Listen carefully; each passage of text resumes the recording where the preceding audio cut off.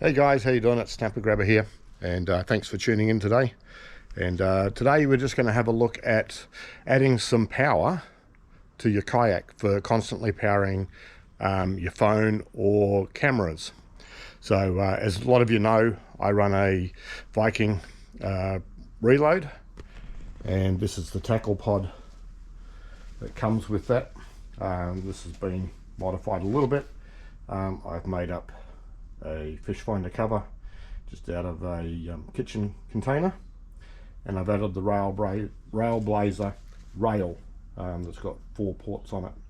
So normally just those 2 rod holders sit down in these, but this lifts it up a little bit and lets you put some more on there. One of the things I've got on there is a phone holder, and unfortunately it's a little bit hard to reach because the fish finder, particularly with the sunshade in the way, stops me reaching it, and it's pretty much at full length reach out anyway.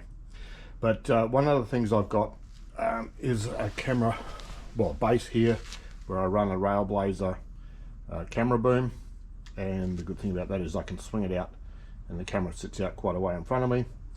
But it's also a pain in the butt to have to reach out to turn it on and off all the time.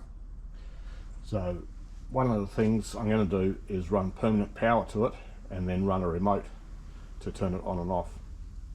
So one of the things I've done is I've bought an FPV power 17.5 amp hour 12 volt battery, and before that I was just running a 7 amp hour sealed lead acid. One of the things you'll notice with this is about the same sort of size, quite a bit different shape, but the old lead acid, just over 2 kilos, 2.16 kilos. The FPV at about 2.5 times the capacity, 940 grams, or 0.9 of a kilo. So there's a huge weight difference in that. So that's a bit of weight saving, but the main thing is just the extra capacity of the battery. So what I want to do is I've bought this steel box, which is actually quite a lot like the battery box. I've bought a 12 volt to 5 volt adapter, and that'll put out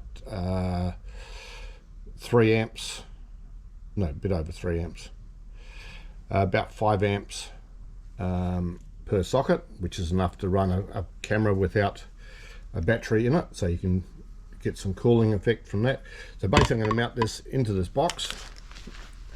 I'm going to take this base off here, and I'm going to mount this box underneath. I'm going to put the mount on top, which will lift everything up, and therefore I will have a couple of USB ports out that I can run to my phone, or I can run to cameras.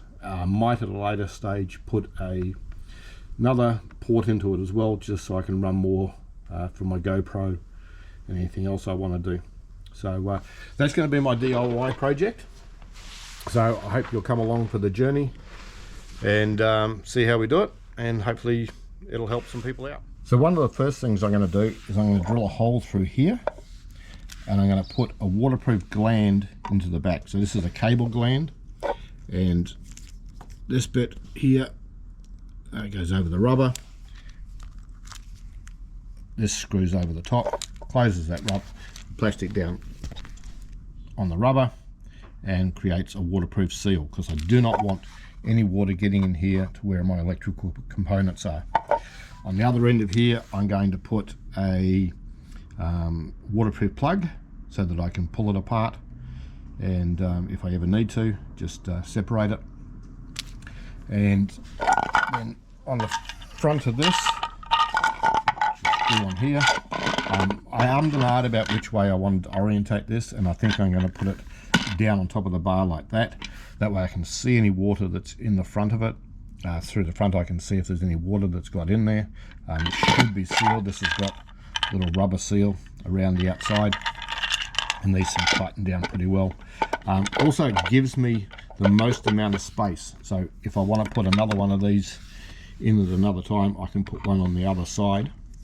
I did think about going in the ends, and I'm also considering how I'm going to terminate in here, whether I just run straight onto the back of this, or there is two brass bits in there that I could run the terminals to, and then if I want to run more things out of this box, I could just terminate off there with just with normal terminals with holes in them. So I might do that. I might separate the positive and negative to each side of that and then tighten them up. So anyway, so we're going to drill a hole in the back of here and fit this gland, and then I'm going to drill a hole in the front of here. So what I've done is I've actually measured this into thirds, and if you get the light right, you'll see I've just put a couple of crosses, and so I need to drill a 30mm hole to fit this through. I'm also thinking about getting a bottle or something about this diameter and putting that in behind, just so that it acts a little bit as a splash guard. So I will hunt around and do that, but I'll show you when I make a little bit more progress. Okay, so my first challenge, and we haven't even really started yet, is the diameter of this threaded section is 16mm, and I don't have a 16mm drill. The biggest I've got is probably about 10mm. I've got a 16mm masonry bit, but that won't do it. So the solution is going to be that I found I've got a 16mm spade bit, so if I go nice and slow, hopefully that's not going to catch and rip and break it and split the plastic. So we're going to see how we go with that. I'll put this right in the middle. Hopefully it doesn't decide it wants to wander. Slowly, slowly.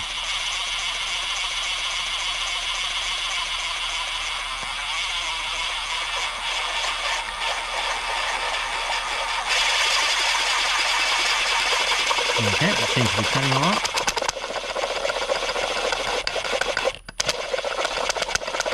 Catch a little bit. Alright, we've got a hole and a gland that fits. Okay, it's a good start.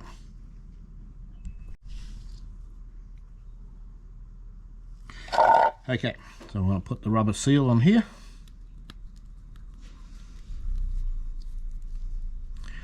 So I do not want any water getting in here.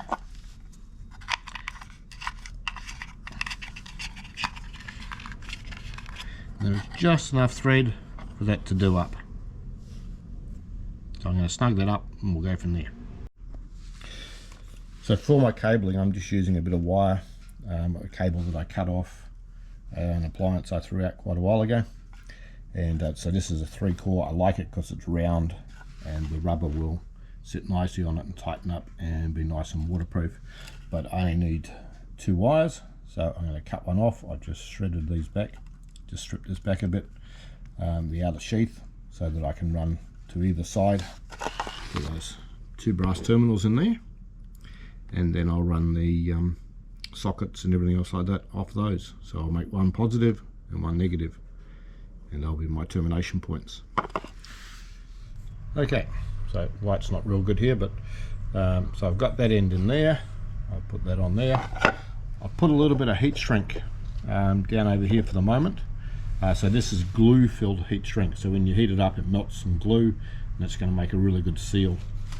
What I'm going to do is I'm going to put an inline connector. So this is a waterproof connector.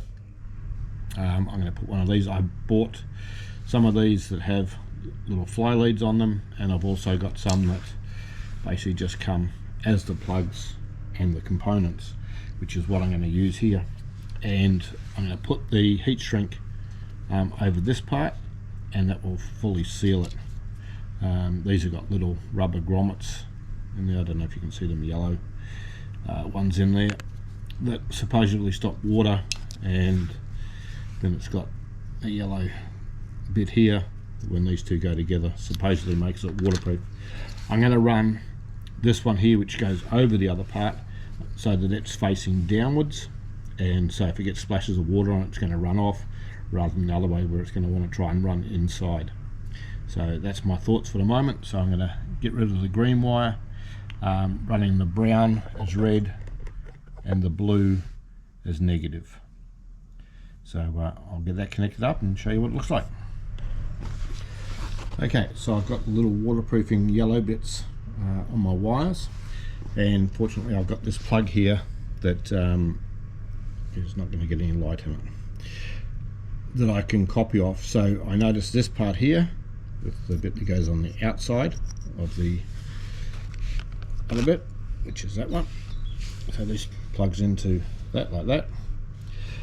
It's the one that's got these pins on it, and the other part is the one that has the sockets. So hopefully you can see that. So I'm going to need to fit these pins up onto here and feed those in, and then there's some red bits. So you just get a whole packet of little bits and pieces, and you've got to try and work out where they go. So the long one, where's my other bit? So that one clips into here, and this one goes into here somehow, so I will work that out. See, not sure if you can see down here, it's red down the bottom. So I'll get that done and show you what it looks like. Okay, so I've got those in there. The pins are locked in there, they've got to go up a certain way. So I just copied off this one that I had, and now I've just got these little yellow bits that I need to try and push down in here, so they make that waterproof seal. It's not going to matter too much because I'm going to put some heat shrink right over it as well. So I've just got a ball inflator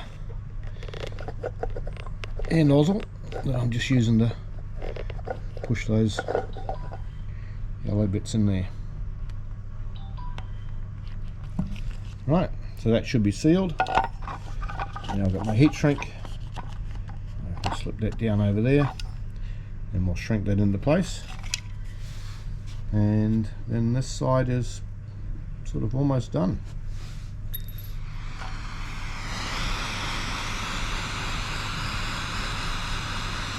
So this stuff shrinks 4 to 1. So this is 16 mil. So it'll shrink down to 4 mil. I think my cable's about 8 mil. So this will make a nice tight fit on there, nice and waterproof, and that glue in there will melt and seal that all up.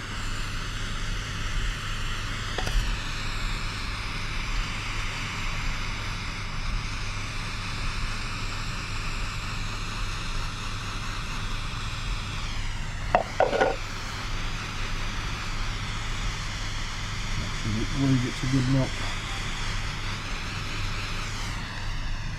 I can see here glue starting to poke out here. It's still a little bit soft.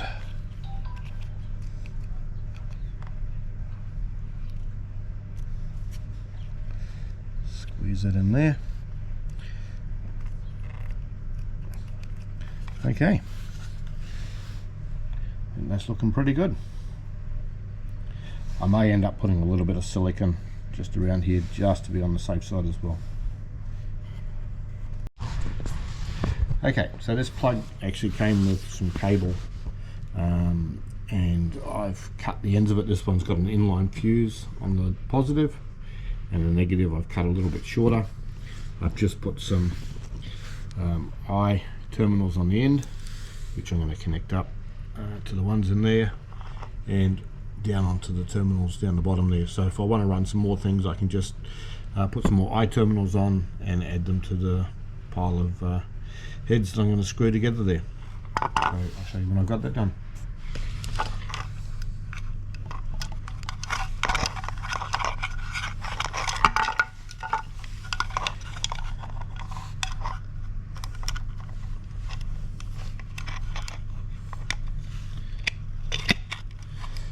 So this box didn't come with these screws, they're just some that I've had sitting around.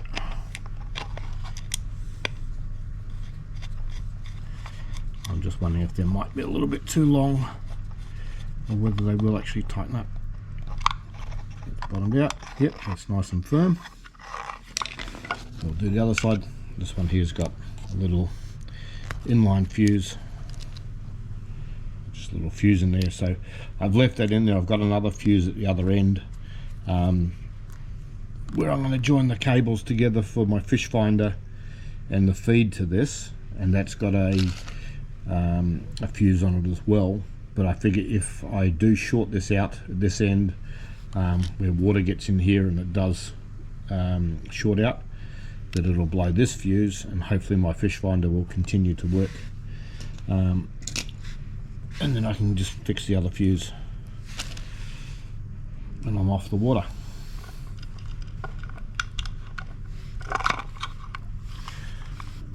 And it's always fun trying to work down in tight little spots, particularly when you've got sausage fingers like I have.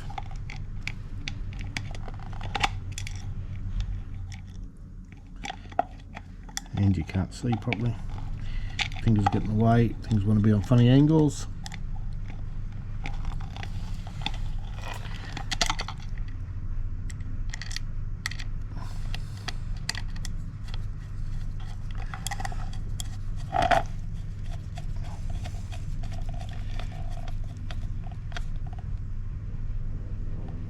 Alright, so those terminals are nice and tight down there. So basically I've got my feed in, which is the blue and the brown, and my feed out, which will go to this here when that's all set up, which is black and red.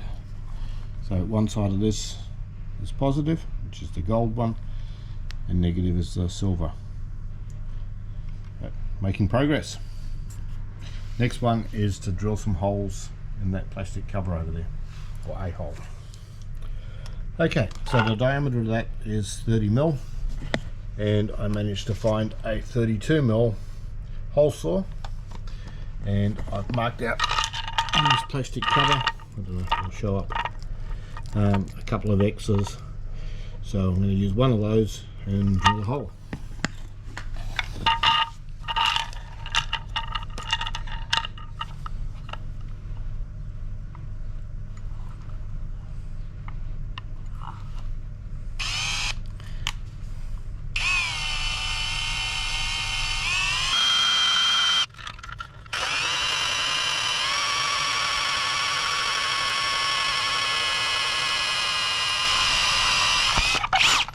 All right, now we have a hole.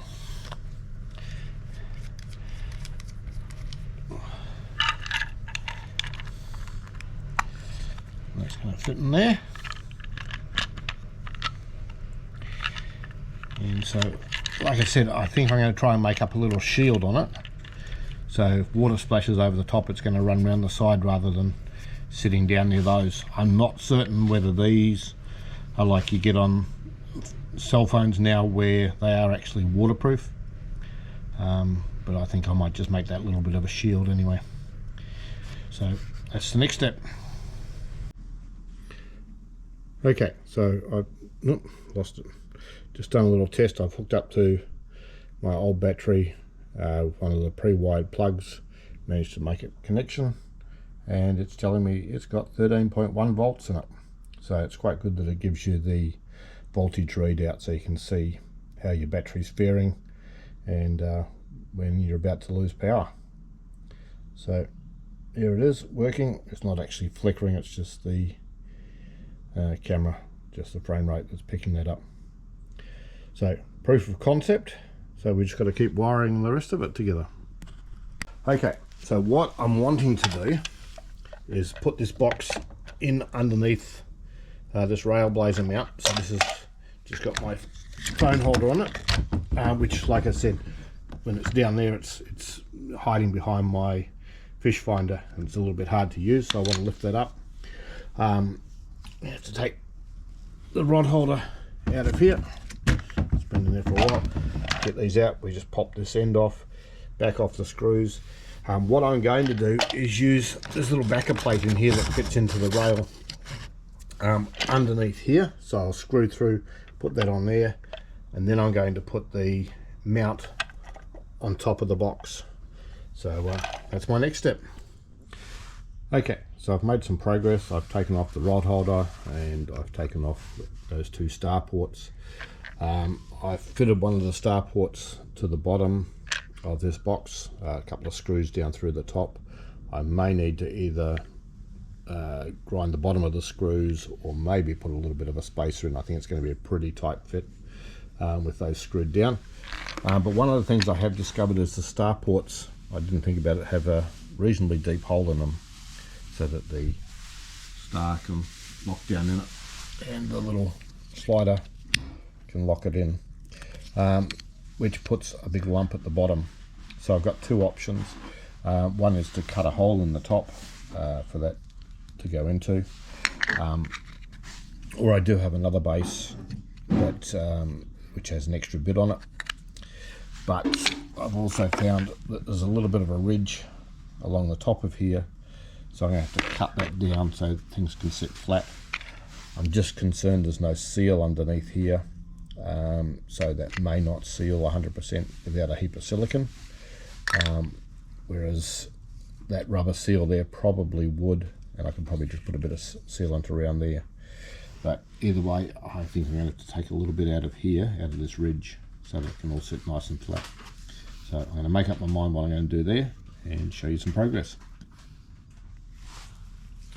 Okay, so I got out my Dremel, or my Azeto Dremel, and I've ground down that lip in there. So now I'll be able to set that seal flat on there, and it's just starting to rain on me. And now I just need to drill a hole for the center and one for each side for bolts. So anyway, I'm going to get inside because it's starting to rain. Okay, so I've mounted that star port on the top. It's got the hole through there, and I've bolted that down with a couple of short bolts that I found in my collection. So it's looking pretty good.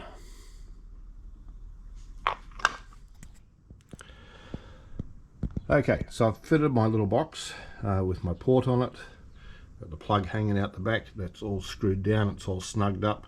I've run some marine silicone underneath the star mount on the top, and at the inside of the grommet at the back. So I'm pretty sure that's all watertight.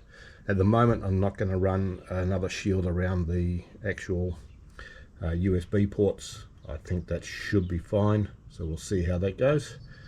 So next one is to run the cable through to the inside. Oh, it doesn't balance very well. So at the moment I've got this here. It's got a fuse in it, so, and that goes to the battery at the moment. So I'm going to run a separate cable down through the middle. I'm going to put a hole in the back here, put another grommet in there, and run that cable through. That'll join up to that one, and I'll show you that when it's done. Okay, so I started to drill a hole, and you can see where this is. I've popped the rail off, and yeah, there's just a little bit of a gap here, so I'm going to use a spade drill bit that I've got and go through here.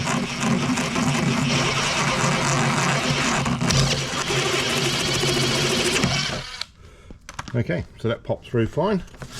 I was a little worried about whether I was going to find some more material through there, but yes, I can put my grommet in there and or my gland, and tighten it up and seal it, so that should be waterproof, and we'll be in business. Okay, so I did have one problem here, was that the thread on the bottom of the gland was not very long, and the plastic is quite thick. It's probably around about 3 or 4 mil. So I've had to drop the rubber washer just to get it to thread onto the nut. So I'm going to drop some silicone in there and seal that up. So that was one problem I almost had. The other thing to warn you about is these are self-tapping screws that are holding down these star ports, and they do have sharp points on the other end, so just be careful when you're dragging your hand around underneath that you're not gouging yourself. Okay, so now I've joined the wires together. I've used some of those soft melt solder connectors. So this one here is from the fish finder, which has got quite fine wires. I've left the 3 amp fuse in line to that separately than the feed to the USB ports. This one here goes to my USB ports, and this end here goes to the battery, so that's all in there together. I've got some heat shrink that I'm going to put over the top of it, but it stays pretty dry in this tackle pod. I've very rarely had any water at all in there, and never any great amounts, but I don't go through a lot of surf. So anyway, we're going to do up all that heat shrink, and we should be getting a lot closer to being done.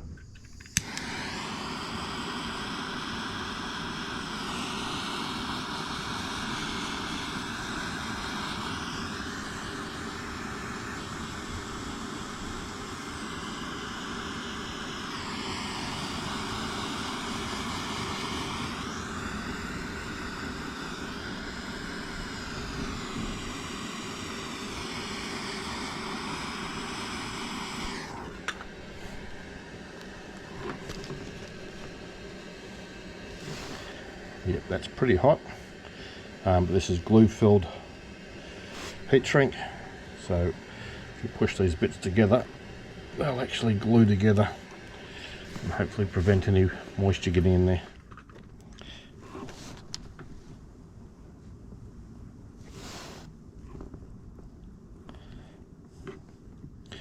So the 6mm heat shrink that I had wouldn't fit quite past those connectors, so I put a bit of 16mm, managed to just get it over the top of that plug and force it on, and the glue's all sealed up around here. So that unit is all together, so I can plug the battery into that, fit the connector on that end, and then it will connect up to the rail. So we should just about be in business now. So one important thing is to make sure you get the polarity right, and one of the other things I've done is I've already heat shrinked over that connector on that end, so I can't tell which wire goes to which pin at the end, and then obviously need to get them to match up the opposite way, well the same sides but the opposite way around if you had them both pointing away from you, to connect up. Fortunately I've got these connectors here which I copied, which already have wires on them, so I'll be able to match them up, and you can tell because it's got a lump here and a lump there, for how they go. So just something to bear in mind, and also make sure you put your heat shrink on before you put your plugs on. So now I've got that plug all sorted. I've got some heat shrink on that, probably a little bit longer in that whole connection than I wanted, but looks like it's going to do the job. Okay, so bringing this project to completion, I've got my battery back in here. It's connected through. I've got a little cable holder that I've put onto the back of that screw that goes through there, just on the thread. I've put an extra nut on there. I've used some alien tape, which is some double-sided tape. This stuff here, it's quite a thick double-sided tape, and just held those wires up along underneath that lip. There's the fuse for the fish finder, and that just goes through. So we're through here. Yeah, press that, and so we've got 12.6 volts with the phone holder on top, my two rod holders, and my camera mount over there. So just at the back here, cable comes out, goes through that connector. That's all waterproof. Some silicone down around there. I'll let that harden up, and then I'll just snip up that gland a little bit more. So there's that project all done and dusted, and